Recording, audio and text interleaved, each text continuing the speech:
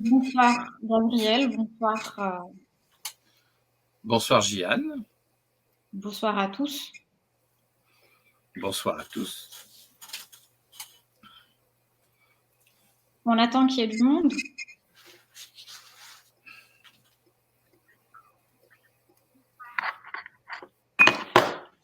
Comment vas-tu?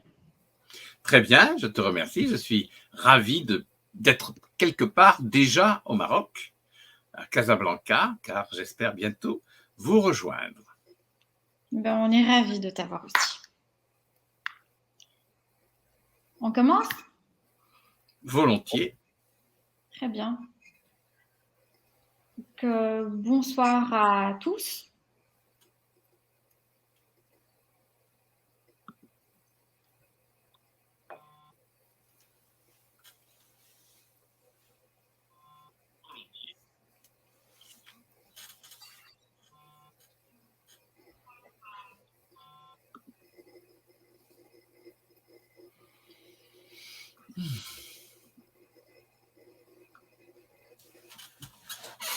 On va partager l'écran.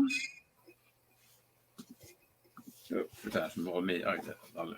On attend un petit moment. D'accord.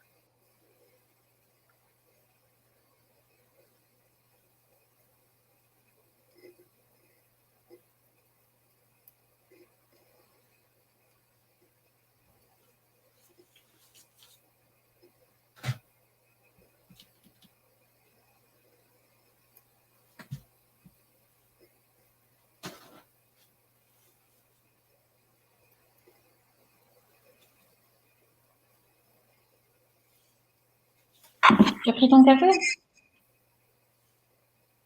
Non, je suis allé fermer la lumière.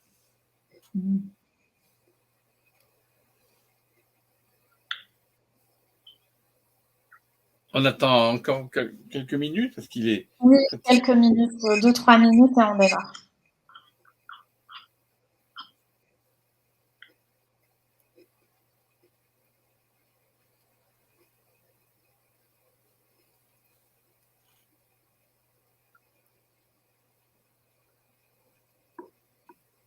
Combien de temps ça va durer à peu près? 30 minutes? 30 combien? 1 heure?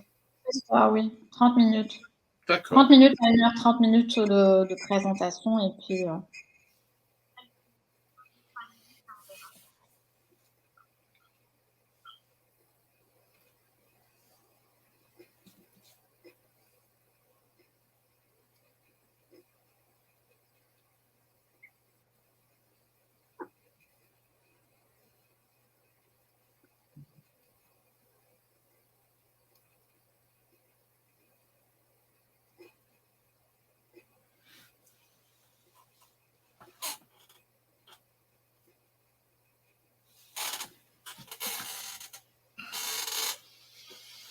On y va? Très bien.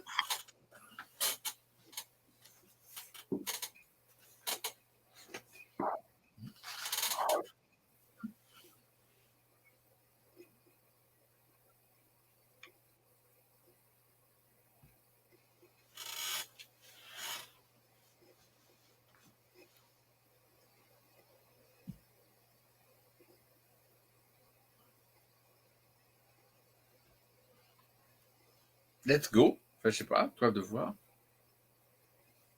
Allez, on y va, on démarre. Ben, merci, merci Gabriel d'être là. Et Merci bonsoir. Yann de m'avoir invité.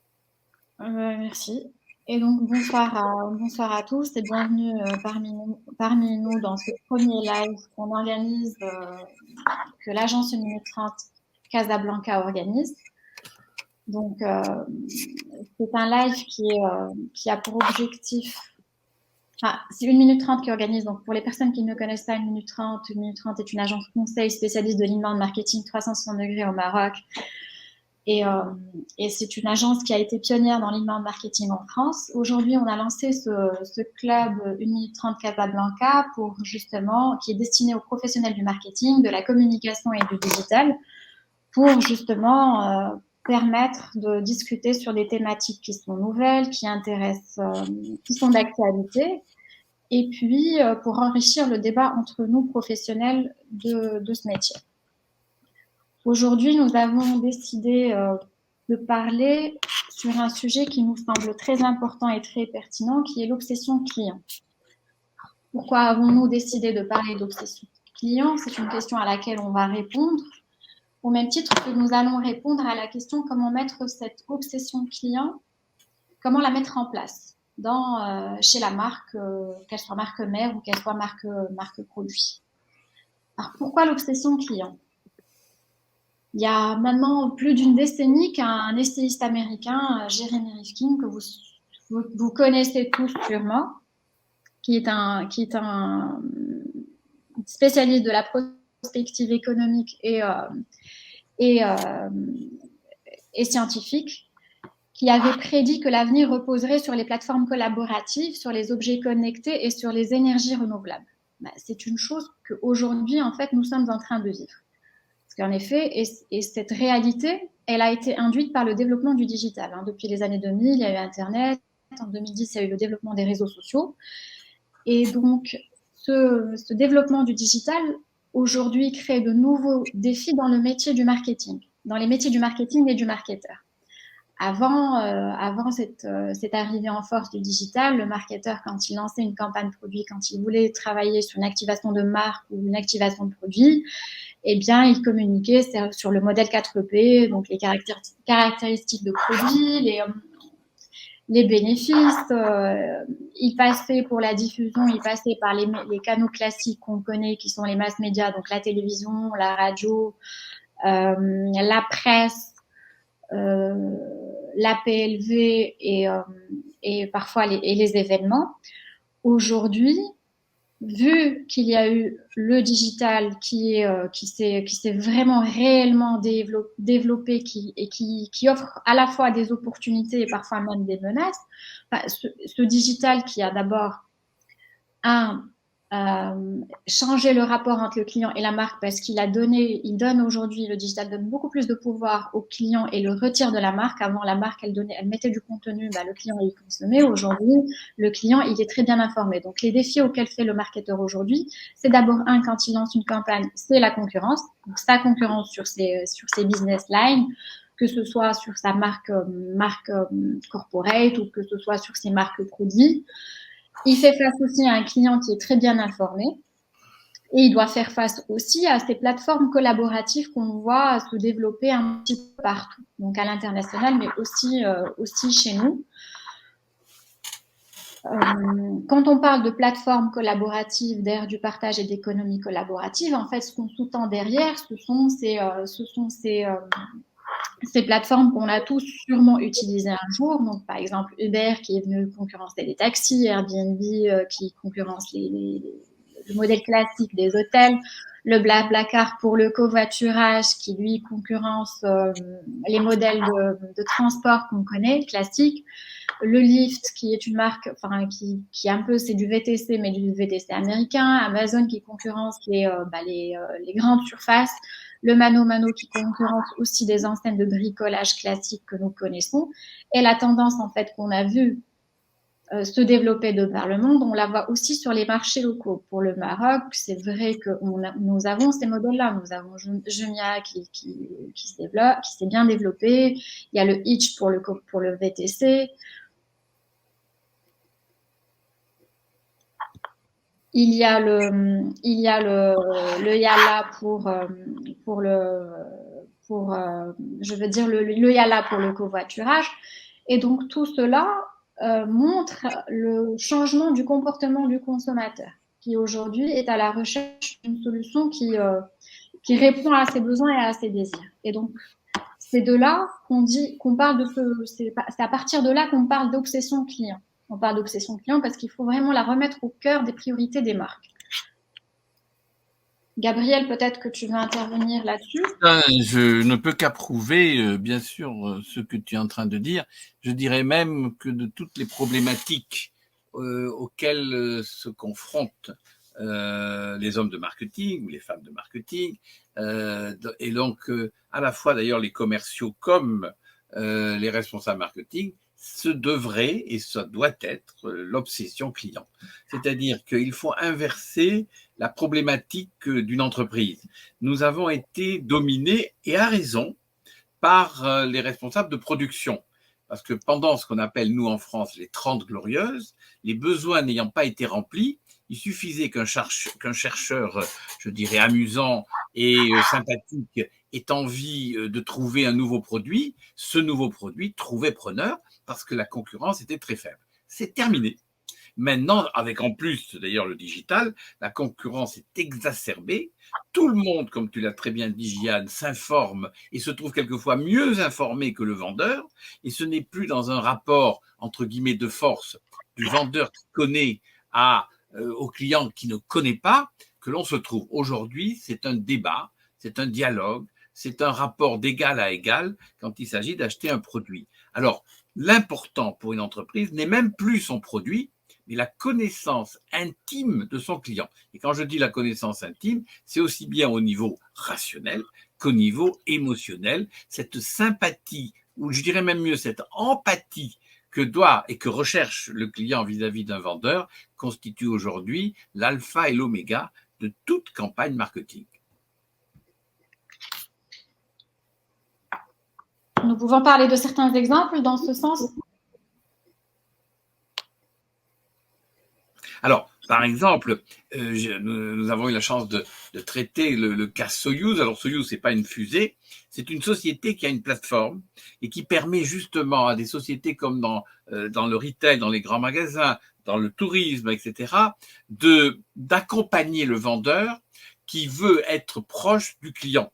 Alors aujourd'hui, le client arrive dans un grand magasin, il sait pas trop ce qu'il veut acheter. Non, aujourd'hui, Soyuz est une société qui aide le vendeur, car celui-ci a déjà au préalable soumis le consommateur chez lui ou sur une borne télématique de mieux décrire son besoin. Vous allez chez Ikea, vous voulez acheter un meuble en merisier avec une couleur un peu, je dirais Bordeaux. Eh bien, vous répondez à un questionnaire et lorsque vous arrivez dans le lieu de vente, dans le point de vente, vous avez un vendeur qui est déjà au courant de votre réponse, au courant de votre problématique, et il va effectivement être beaucoup plus proche de vous parce que Ikea a pris comme objectif prioritaire justement l'obsession client. Puis-je mieux connaître encore que les autres mon client pour lui offrir le produit qui convient? Et d'où d'ailleurs la signature et le slogan que j'aime beaucoup et que nous nous sommes permis de trouver, la réponse est dans la question. C'est-à-dire que lorsque le consommateur répond à un certain nombre de questions, inéluctablement, il trouve le produit qui lui convient. On est bien dans l'obsession client, le client avant même la mise en avant du produit. Nous avons un autre exemple à partager. Alors, par exemple, dans le groupe Pierre Fabre, c'est aussi une obsession chez Pierre Fabre parce que Pierre Fabre, que vous connaissez, a au fond minimum trois cibles très différentes, le médecin, le pharmacien et le consommateur. Eh bien, on ne parle pas de la même manière à chacun d'eux. Sauf que c'est toujours intéressant d'avoir une image générique. Et le groupe Pierre Fabre s'est interrogé justement comment je pourrais trouver un chemin, je dirais, générique qui convient aussi bien aux médecins, aux pharmaciens et aux consommateurs. Alors, c'est ce qu'on a, avec Jeanne, mis en avant, de la marque produit à la marque corporate jusqu'à la marque culture. Alors ça, c'est pas souvent le cas. Souvent, on s'arrête de la marque produit à la marque corporate. Mais le groupe Pierre Fabre voulait dépasser, d'un point de vue, je dirais, éthique, cette dimension uniquement industrielle et commerciale. Alors, nous avons essayé de trouver justement une démarche qui va permettre au groupe Pierre Fabre de devenir, voilà, c'est très à la mode, de mettre en avant une raison d'être. Eh bien, cette raison d'être, grâce avec Jian et moi-même, nous avons proposé la philosophie du care, qui est un terme anglais et qui est très à la mode, je dirais, en Angleterre. La philosophie du care, c'est la philosophie de la bienveillance, de l'attention à autrui et de la recherche, justement, du respect des désirs et des besoins de la cible. Eh bien, nous avons mis au point, dans les faits pratiques, dans la communication, dans le marketing, des actions qui mettaient en avant la nouvelle raison d'être du groupe Pierre Fabre, le care. Bien, merci Gabriel. Je tiens juste à souligner qu'en fait cet accompagnement s'est fait au niveau du siège. Donc ça s'est fait au niveau de l'entité française. Tout Donc, à au fait. niveau du groupe. Ce n'est pas au niveau des filiales, au niveau business unit, pays ou région. Donc, et j'ajoute même, c'est comme c'est au niveau du groupe, ça s'est passé dans une ville charmante, juste anecdotique, de dire que ça s'est passé à Castres. Et à Castres, il y a une sorte de musée que les gens viennent voir, mais respectueusement, parce que ça a créé la richesse de cette petite ville du sud-ouest, qui est la pharmacie de Monsieur Pierre Fabre, quand il était vivant, et que l'on visite avec beaucoup de respect. Super.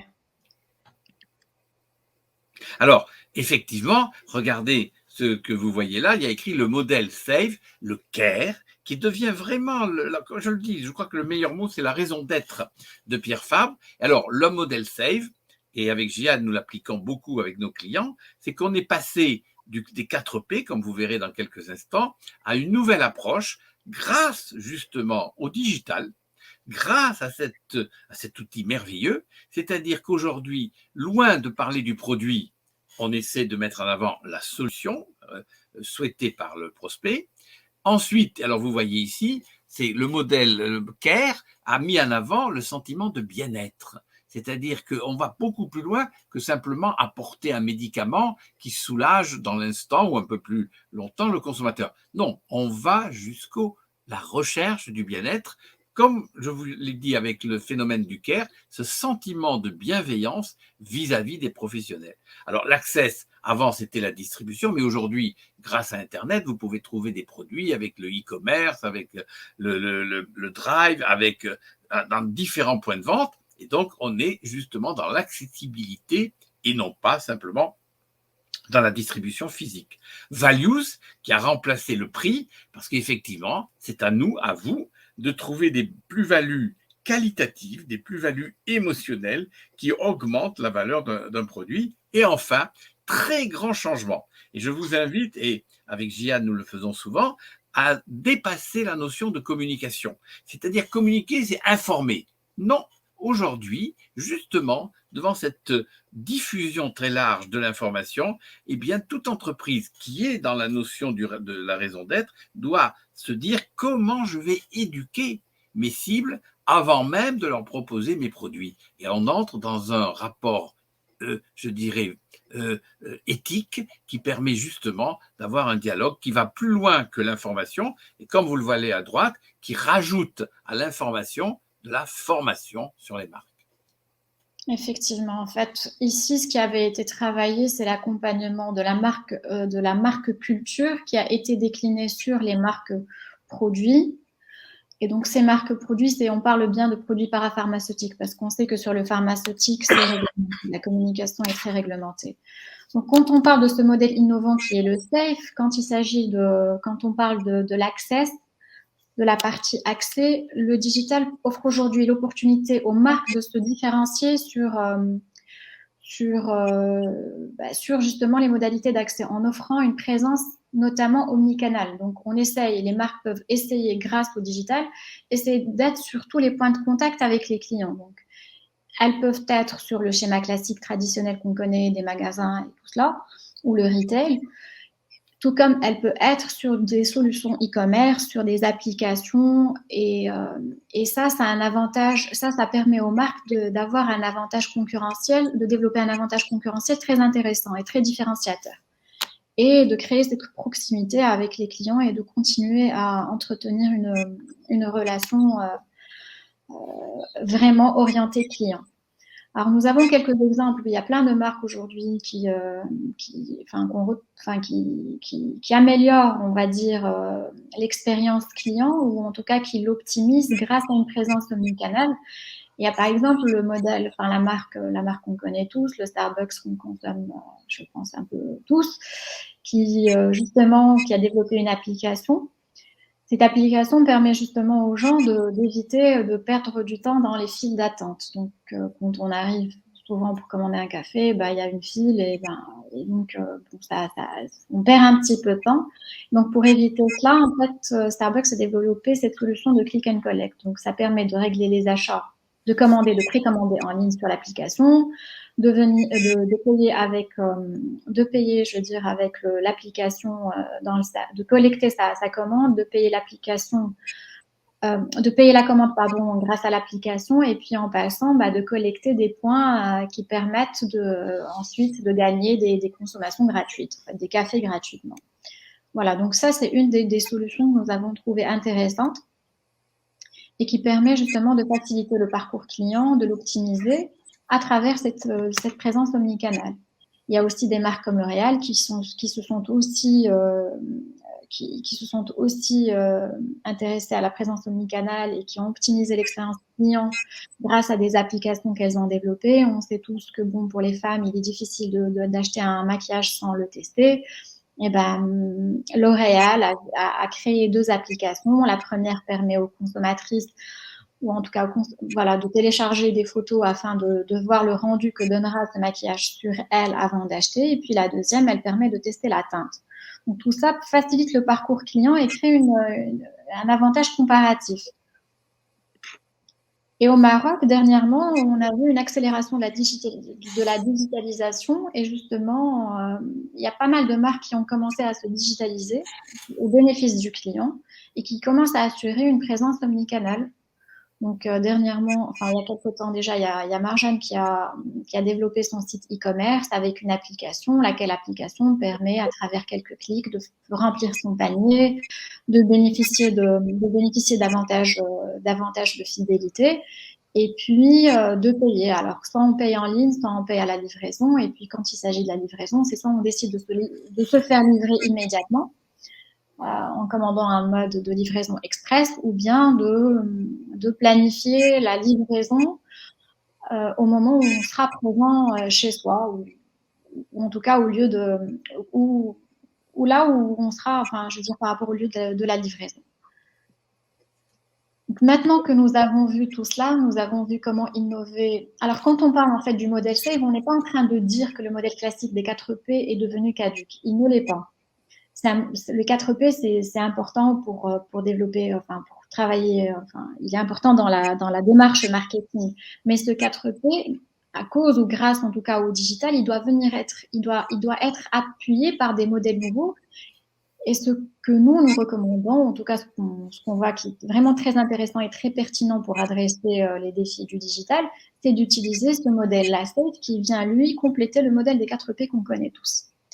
Alors maintenant, comment adresser cette obsession client? Comment la mettre en œuvre? Quand on a parlé de pourquoi on a choisi de parler d'obsession client et de pourquoi remettre le client au cœur des priorités des marques. Maintenant, on va voir avec vous comment est-ce que on pourra mettre en œuvre cette obsession client.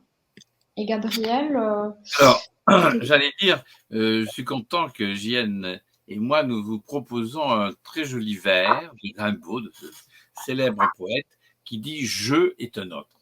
Donc, vous percevez bien que ça soit d'ailleurs sur le plan professionnel ou personnel, c'est l'autre qu'il faut comprendre, analyser, percevoir, décrypter pour évidemment le séduire.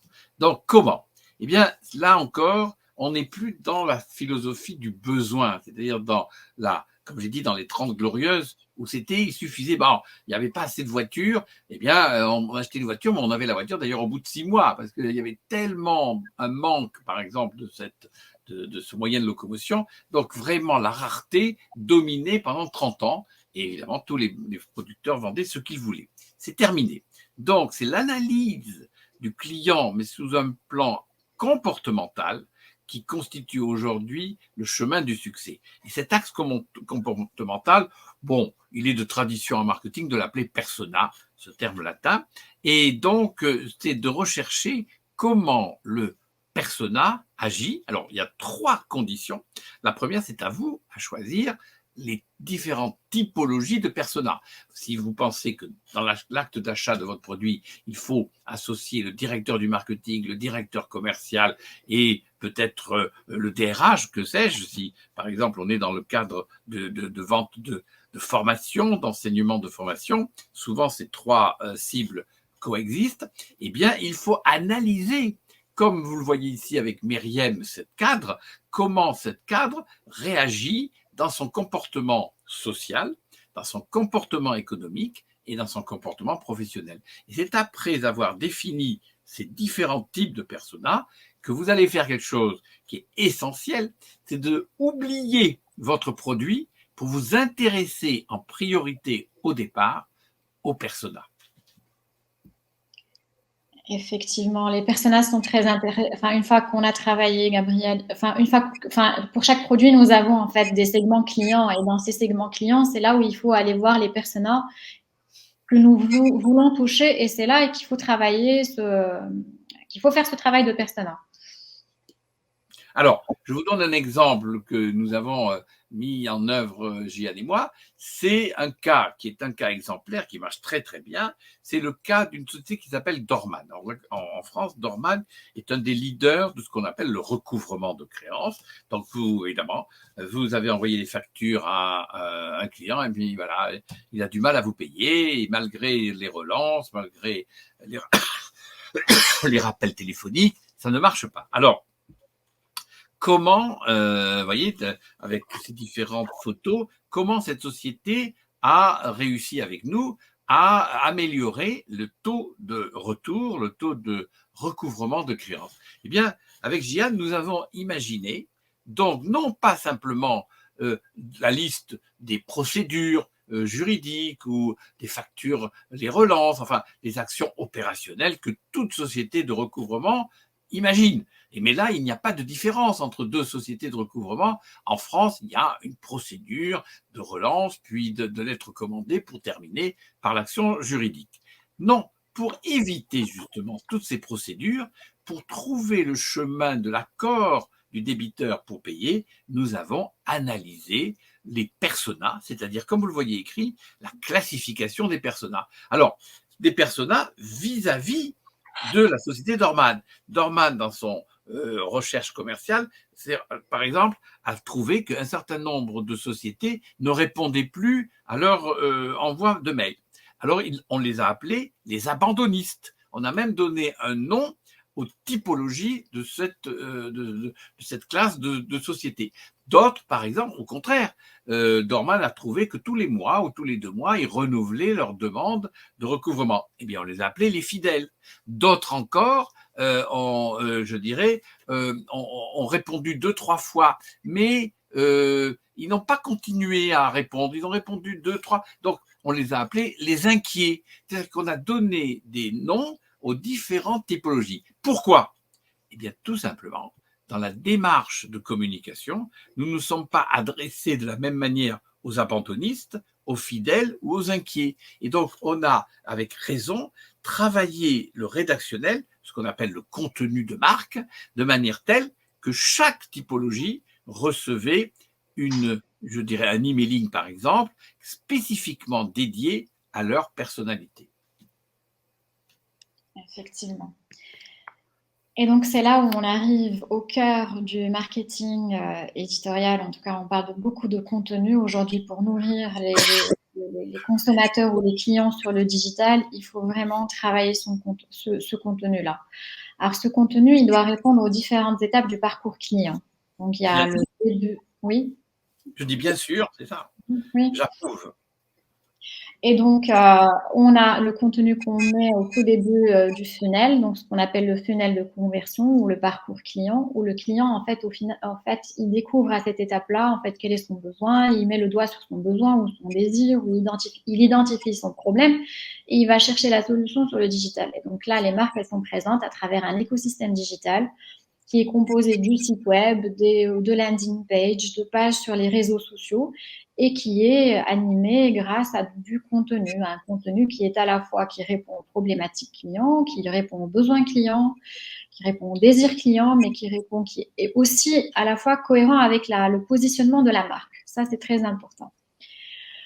Donc là, on est dans la phase découverte. Quand on descend un peu plus bas dans le funnel de conversion, le prospect commence à considérer, en tout cas, ou le visiteur commence à considérer le contenu ou le produit qui est proposé par la marque, le produit ou le service qui est proposé par la marque. Et donc là, l'objectif pour la marque, c'est de convertir ce visiteur en lead chaud. Donc là, on met du contenu qui est approprié à cette étape de conversion. Et puis à la fin, on fait en sorte de ramener le client vers la décision et ramener le visiteur qui devient lead chaud et ensuite qui devient, on essaie de l'attirer pour qu'il devienne in fine finalement le client de la marque. Et donc là, on met un contenu qui est approprié à cette étape de maturation du lead. Donc, on le sait très bien, on commence quand on lance des campagnes, on ratisse un peu là, enfin on cible, mais après sur le ciblage, l'entonnoir il se rétrécit vers la fin.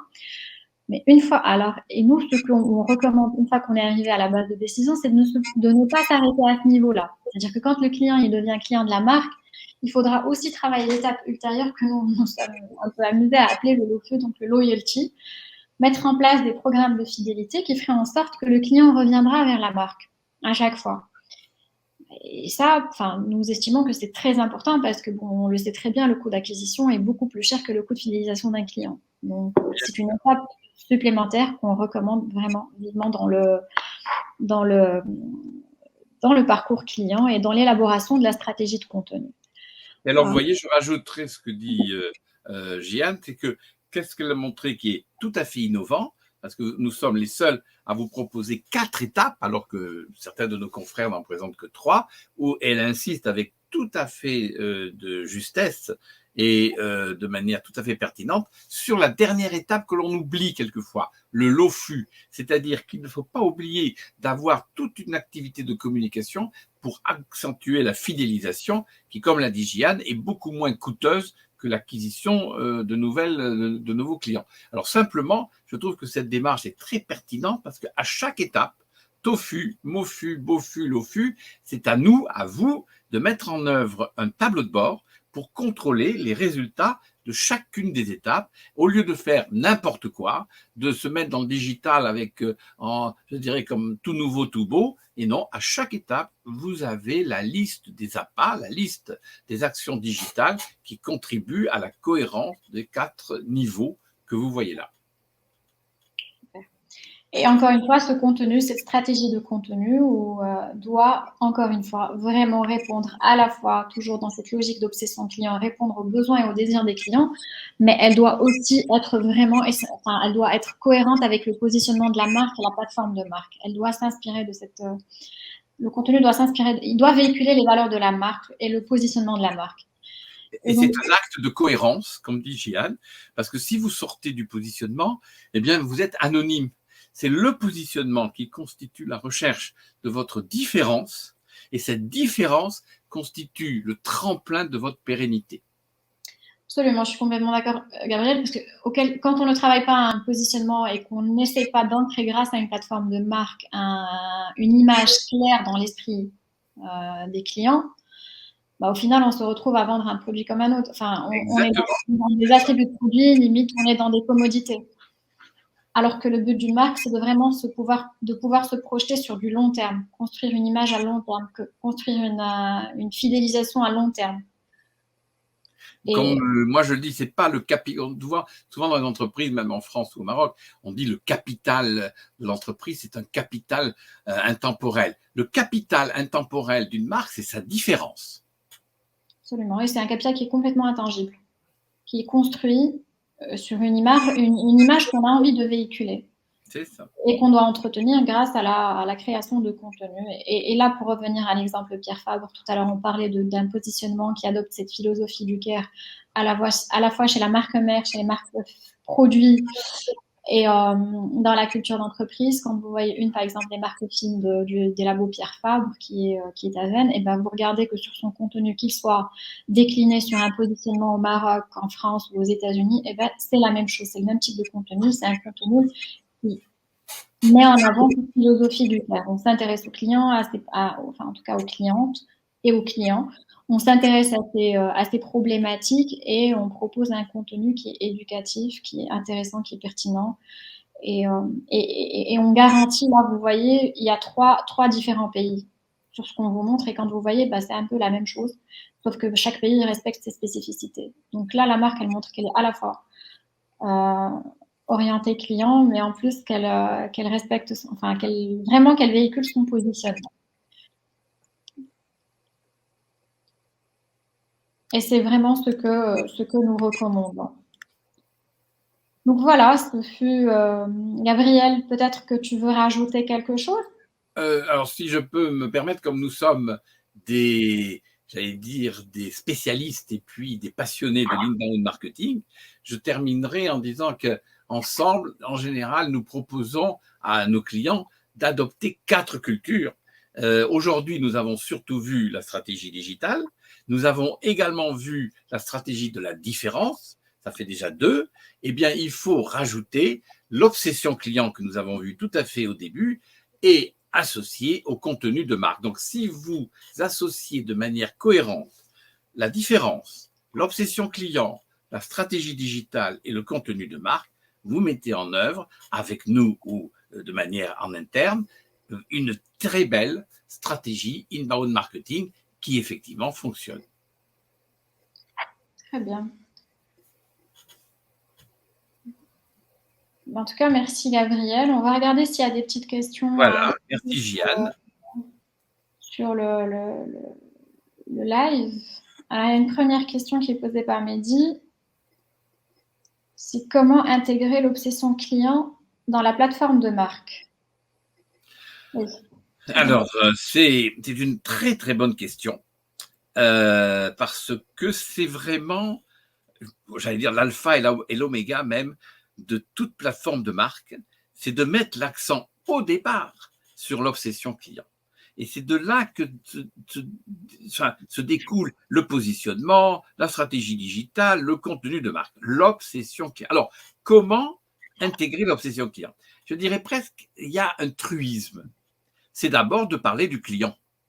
Au lieu de parler de vos produits, de parler de vos prestations et de parler de vos offres. Combien de sites se révèlent, et vous devez en voir mais des milliers sur la toile, où il y a écrit dans les rubriques mes offres, mes prestations, mes plus-values.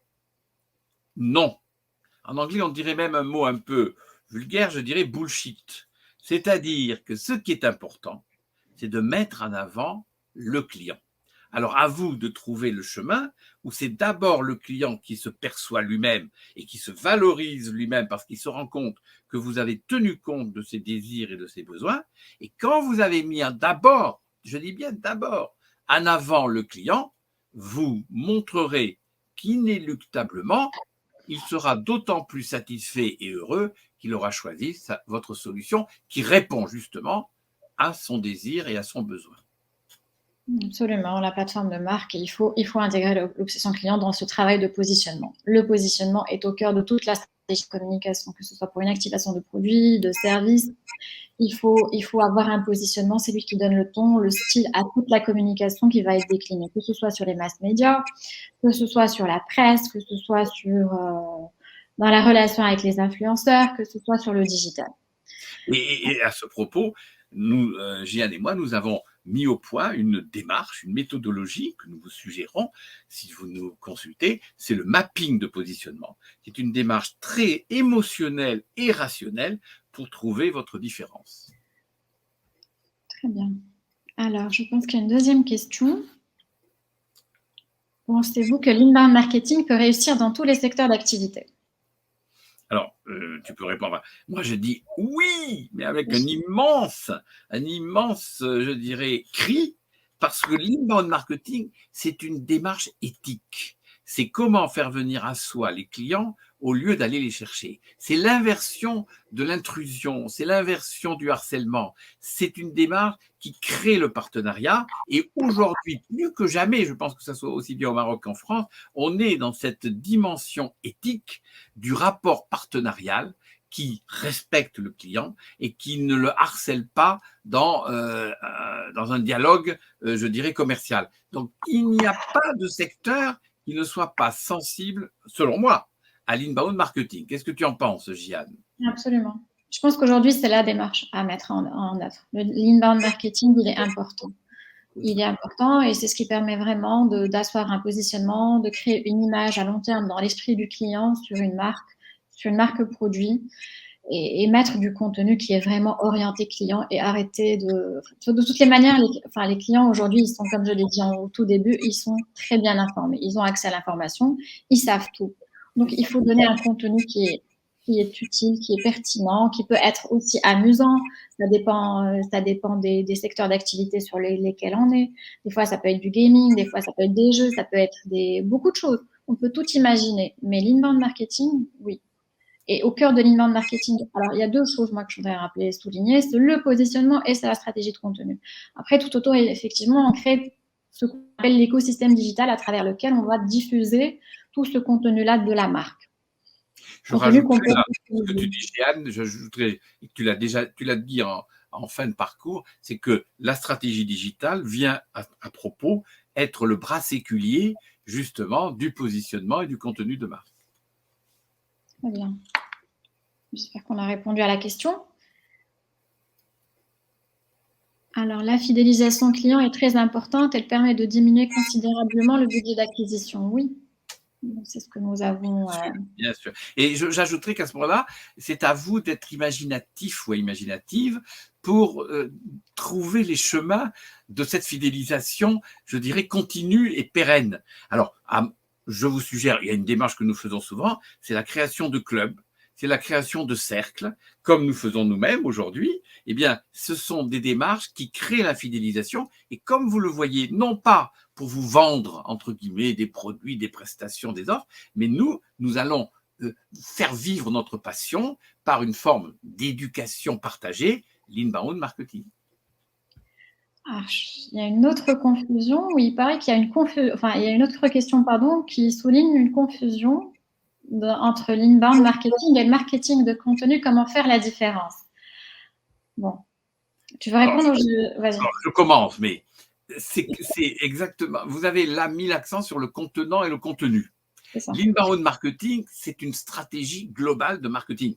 C'est-à-dire que l'inbound marketing, c'est quand nous travaillons avec des clients, nous mettons en œuvre une véritable stratégie globale inbound marketing qui comprend un certain nombre d'outils, un certain nombre de prérequis et un certain nombre, bien sûr, de solutions. Et le contenu de marque, le marketing de contenu, c'est tout ce qui relève d'un élément fondamental de l'inbound marketing, qui est effectivement l'aspect rédactionnel, l'aspect de présentation de vos solutions, qui comprend la vidéo, le motion design. Aujourd'hui, qui marche de mieux en mieux en France, c'est le podcast, qui comprend les articles dans le blog, etc. Donc, le contenu est justement le contenu, sans jeu de mots, de l'inbound marketing. Exactement. Le contenu fait partie de le marketing de contenu fait partie de l'inbound marketing. L'inbound marketing, surtout à 360 degrés, c'est le positionnement, c'est la création d'un écosystème digital, c'est le développement d'une plateforme de marque et ensuite mettre un contenu qui va venir nourrir tout cet écosystème-là qu'on met en place. Alors, je ne sais plus s'il y a encore des questions. Je regarde. Alors, il y a quelqu'un qui fait une thèse sur l'inbound marketing. Bravo. C'est très bien. Félicitations. Je vous invite à lire mes livres si vous avez envie d'augmenter un peu la richesse, si je peux me permettre, de la richesse de votre thèse. Il suffit que vous alliez sur Amazon et vous les trouvez. Super. Inbound versus outbound. Bon, alors inbound, outbound, je pense qu'on connaît tous. Enfin, l'inbound, c'est comment faire ramener le client vers soi. L'outbound, c'est voilà le contenu qu'on va booster, qu'on va pousser un petit peu vers le client pour le ramener. Mais tous les deux sont c'est des appâts. Et tous les deux sont complémentaires. Exactement. Absolument.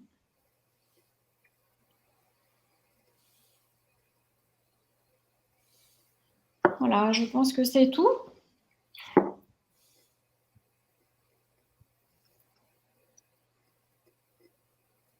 Autre question, alors. Est-ce que je peux me permettre de vous suggérer de mieux comprendre encore même l'inbound marketing en adoptant une phrase, une citation que j'ai l'habitude de mettre en avant, inbound marketing, de chasseur, devenez gibier. C'est-à-dire que c'est à vous à trouver les appâts pour attirer volontairement le client potentiel. Et pour les gens qui veulent en fait en savoir plus, il y a ce séminaire qu'on organise bientôt, le 14 et le 15 mai, sur la stratégie digitale et le B2C, essentiellement B2C. Vous allez la trouver en fait sur les réseaux sociaux de l'agence. C'est c'est un séminaire exécutif de 2 jours où on va aborder énormément de points. Donc là, le positionnement. Et avec des cas concrets, avec des cas très concrets. Avec de la théorie et des cas concrets, effectivement, qui peuvent être déployés tout de suite, qui peuvent être mis en œuvre tout de suite. Et voilà. Donc, merci à tous. Merci, Gabriel, d'avoir été là. Merci à tous les spectateurs, enfin, tous les participants. J'ai eu beaucoup de plaisir à partager votre passion. Et on en fera un autre bientôt. En fait, oui, on aurait pu poser la question pour savoir quels sont les sujets qui intéresseraient, qui intéresseraient le public. Mais en tous les cas, on reviendra avec des sujets aussi très bien. Peut-être tu peux envoyer des mails pour demander quels étaient des pôles d'intérêt de ceux qui ont participé, si tu disposes des adresses e-mail. Je pense que c'est une très bonne idée de demander justement les thèmes, les pôles d'intérêt des participants. Oui, l'équipe va s'en charger. Ok, très bien. Ça marche. Merci beaucoup, Gabriel. Merci beaucoup, Jeanne. Salam. Bonne soirée. Je ne sais pas si c'est le bon mot. Voilà, à bientôt.